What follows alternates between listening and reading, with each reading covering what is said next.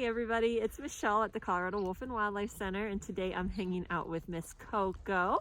Pono is here too, but he's a little bit more on the shy side, so he's probably not going to come hang out with us on the video today. But as you can see, Coco here is not a wolf, and contrary to the popular belief back on April 1st, she's also not a hyena. Coco is a New Guinea singing dog. So the New Guinea singing dog is also sometimes called a New Guinea Highlands dog. They are considered a living fossil. Their record actually goes back about 6,000 years where they've been completely unchanged.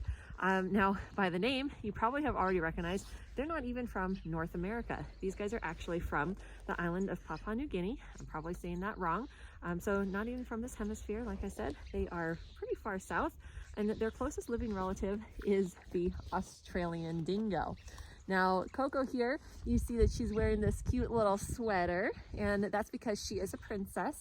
Now, these guys, they can live up to 12,000 feet in elevation out there on that island. So they are definitely well adapted to high elevations and cold temperatures, but Miss Coco here, she is a princess, so she likes to stay nice and warm in her little sweater. These guys are really unique. They have a super cool howl that they do. There's a reason they're called singing dogs, and if you were to compare it on a sonograph, it actually is very similar to the sound that a whale makes. So these guys, they do have lots of cool vocalizations. Unfortunately, she's probably not going to make too many noises for us right now, but she is known to even frighten entire tours just by going really loud. I did not do that nearly as loud as she does, and unexpectedly. So she's super fun to be around, and she's, of course, as you can tell, very social. So we do offer interactions with our New Guinea singing dogs, even for youth, 13 and over. So she does get lots and lots of love. Now, another really cool thing about these guys is they're super flexible. So I'm not going to be able to show you, of course. I'm not going to force her to do anything, but they are so flexible that they could actually bend their heads all the way back so that the top of her head is actually touching the top of her back. So very flexible.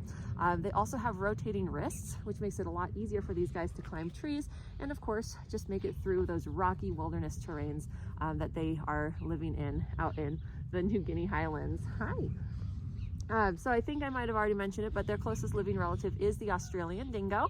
But these guys are, of course, much smaller than their cousins there. They also have an extremely high prey drive.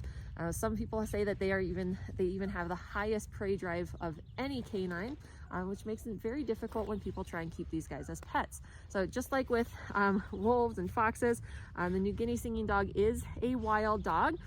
Even though sometimes they are considered the wildest domestic dog and the most domestic wild dog, just kind of depends on who you ask. They don't make great pets because of that really high prey drive and their very loud vocalizations, and of course that escape artistry.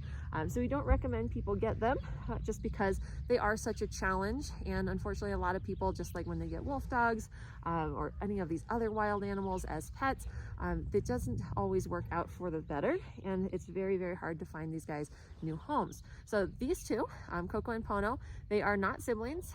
They were born in the same year, same month, but they did get surrendered to a sanctuary in Florida. They called us at that point, and we were happy to be able to take these guys to help with our education. So, come here, Coco. Now, they don't only come in this brown color. They sometimes come in different, like piebald colors. They can be a little bit darker, but this is going to be the most common color. Sometimes they're going to be like a creamy, whitish color, but this brown is usually what you're going to see. Come here. And very smart, very intelligent little wild dogs here. You're such a good girl. All right. So we hope you enjoyed learning about our New Guinea singing dogs, Coco and Pono, today. I'll be sure to get a video of Pono here too, since he is not nearly as social as Miss Coco. And let us know if you have any questions, if there's any type of animals that you want to hear about, any questions that you have that you would like us to go over, and I'd be happy to tell you all in an upcoming Wolf Talk soon. So we will see you next week. That's Pono.